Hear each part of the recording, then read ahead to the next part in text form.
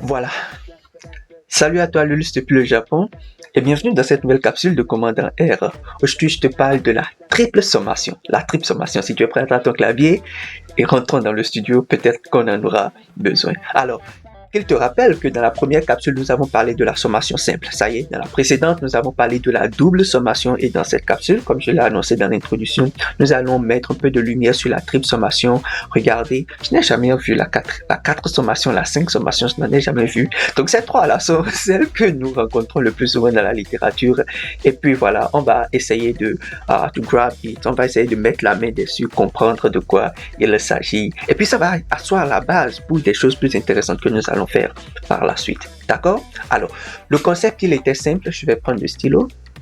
Le concept, il était simple. On parlait des classes. Donc, on va considérer qu'on a 3 classes. Une première classe, une deuxième classe et une troisième classe, n'est-ce pas? C'était ça l'histoire. On est d'accord? Et dans la première classe, disons qu'on a 3 individus qu'on appelle ins1, ins2 et ins3. Ça y est. Ça fait la première classe. Dans la deuxième classe, on a 2 individus. On va faire simple, hein, avec ins1 comme ça. Et dans la troisième classe, disons qu'on a 4 individus. J'ai dit ins4, ins3, ins1 et ins2. Ça y est, on a 4 individus. Donc ça, c'était le concept. Et on avait parlé de la double sommation lorsqu'on voulait faire la sommation. Je t'invite à regarder la vidéo précédente. Si tu n'es pas familier avec ces choses, je vais la mettre quelque part là dans la description. Maintenant, ce qu'on va... Donc on avait dit ici que c'est la classe 1. On fait ça simple, hein. On avait dit que c'est la classe 1, la classe 2 et la classe 3, n'est-ce pas? Maintenant, les classes sont dans une école. Ou bien, les classes sont dans une école. Donc, si on prend ces éléments-là qu'on met ensemble, on est d'accord, on va former ce qu'on appelle une école. On va appeler ça ici l'école 1. Est-ce que c'est bon? Maintenant, si on veut parler d'un individu, si je dis l'individu ins1, on va dire l'individu ins1 dans quelle classe? On va dire la classe C1 ou la classe C2, n'est-ce pas? Bon, il est dans une école. Là, il n'y a pas de confusion. Mais maintenant, lorsqu'on a 2 écoles, lorsqu'on a 3 écoles, lorsqu'on a 4 écoles et qu'on met le même schéma, comment est-ce qu'on va discuter de ça? Donc, c'est ce qu'on va faire. On va créer une deuxième école et on va discuter autour de ça. D'accord? Donc, on va rester dans la même logique. On fait la même chose, hein, c'est ins1. On va garder, disons, les 3 classes simplement comme ça. Je vais emballer pour ne pas garder le suspense. Donc, c'est clair ici que ceci, ça va être la deuxième école. Ça y est, et on va dire la première classe dans la deuxième école. Le concept va rester le même, hein. Et la troisième classe, et on va dire peut-être que ici on a 4 individus, ins1, ins2, ins2, ins3 et ins4. Ça y est, on va faire l'inverse, hein. Donc on m'a dit ici peut-être que c'est dans la classe qu'on a ins1, dans la classe ins, dans la deuxième classe, dans la deuxième école, hein. Donc on a ins3 ici et ins2. Et ici on va dire que ça va être ins1 et simplement ins2, quelque chose de ce genre, n'est-ce pas?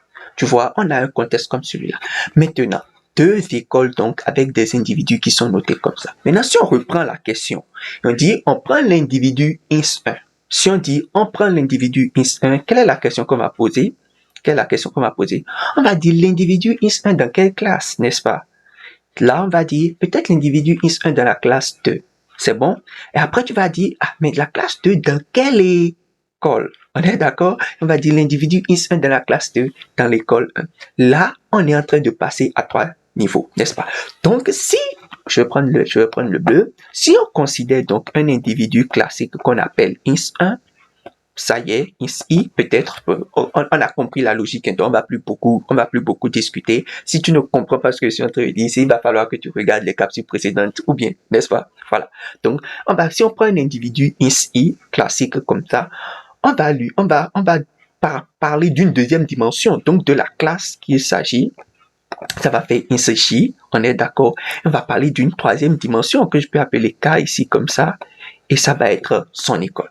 Donc, pour désigner un individu, on va dire ins-i-j-k. Là, ça devient un peu lourd, n'est-ce pas? Avec i ici qui va être le nombre d'observations dans la classe J. Ça y est. Et puis J, attention, on va faire retour ici. J, ici sera égal à combien? Ici, c'est clair, hein? Donc, J va de 1 jusqu'à, oui, tu as compris, jusqu'à 3. Donc, 1, 2 et 3. Et K, c'est le nombre d'écoles. Donc, K fait 1 et 2.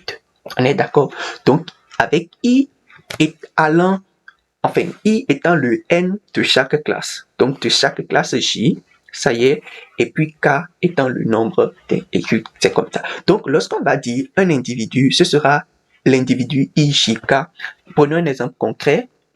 Est-ce que je peux effacer ceci? On va prendre un exemple concret, ou bien on va effacer juste ce qui est en bas ici, ou bien on va écrire dans une autre couleur. Prenons une autre couleur, on va écrire ici.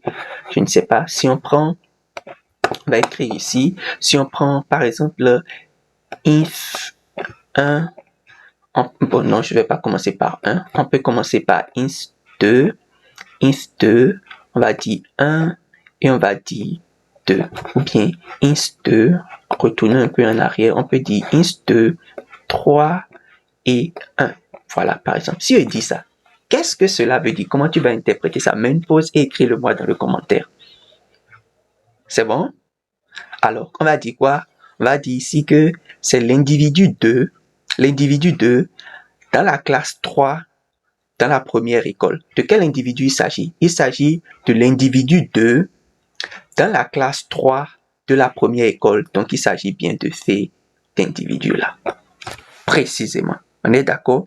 Voilà. Donc, c'est comme ça que tu vas voir les notations dans le livre. On dit ins et à l'indice, on met 2, 3, 1, des choses comme ça. Ou bien ins, IJK, comme ça devient un peu un peu chiant, confus, ainsi de suite. C'est un peu ça la logique, c'est un peu ça le schéma. Ça peut être, on va dire par exemple, l'âge. On va dire les jeunes, les adolescents, les personnes du troisième âge, et on va dire par sexe, on va dire par genre, on dit plus le sexe, on dit genre. Donc par genre, on va dire les hommes, les femmes, ou bien le masculin, le féminin, des choses comme ça, et on crée des groupes comme ça. Donc on va dire l'individu 1, il est dans la classe des adolescents et il est un garçon. Des choses comme ça devient un peu chiant, lourd, mais c'est comme ça qu'on note ça mathématiquement. Maintenant, ce qui sera d'intérêt, c'est si on veut faire la somme de tous ces individus qui sont dans les écoles, dans les deux écoles, comment on va noter ça mathématiquement? La notation mathématique. Si on veut faire cette somme-là, c'est là ce qui sera d'intérêt et on va effacer un peu, on va simplement effacer un peu ce qu'il y a ici. Je ne vais pas effacer le schéma pour que on puisse se garder à l'œil. Ça y est, on va effacer ce qui est là. Bravo, on y est arrivé. Et on va prendre peut-être une autre couleur. Je vais prendre peut-être le vert et on va dire c'est une sommation. Ça y est. Donc, ce sera une grande sommation. 3 niveaux. On va dire c'est l'individu I, J, K. On a compris ça, n'est-ce pas? Et il y aura une première sommation. Cette première sommation, ça va être pour les I, n'est-ce pas? Il y aura une deuxième sommation. Donc je vais dire ici I. La première sommation sera sur les I. Une deuxième sommation sur les J. Et il y aura maintenant une troisième sommation qui ira sur les, tu as bien compris, sur les K. Voilà.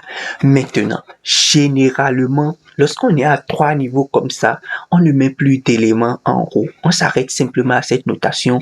On est censé déjà comprendre que I, ça varie sur les individus. J va varier certainement sur les clusters. Et K va varier sur les ensembles. Généralement, quand on fait des choses aussi compliquées, on détaille le contexte. C'est à toi juste maintenant d'avoir la force mentale de faire l'abstraction nécessaire, de comprendre et de pouvoir suivre le discours. Est-ce que tu as compris ça? C'est bon? Si tu as compris, mets-moi un pouce bleu. Voilà. Donc, c'est un peu ça le concept ici. On ne va pas aller plus loin que ça.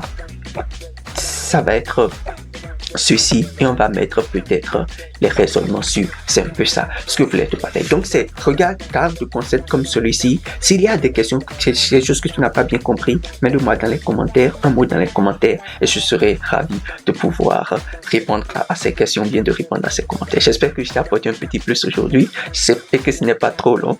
Merci d'être resté avec moi et à la prochaine pour une nouvelle capsule où on va voir quelque chose d'un peu plus avancé. On va être en train d'augmenter la difficulté progressivement. Allez, bye bye et à la prochaine. Abonne-toi.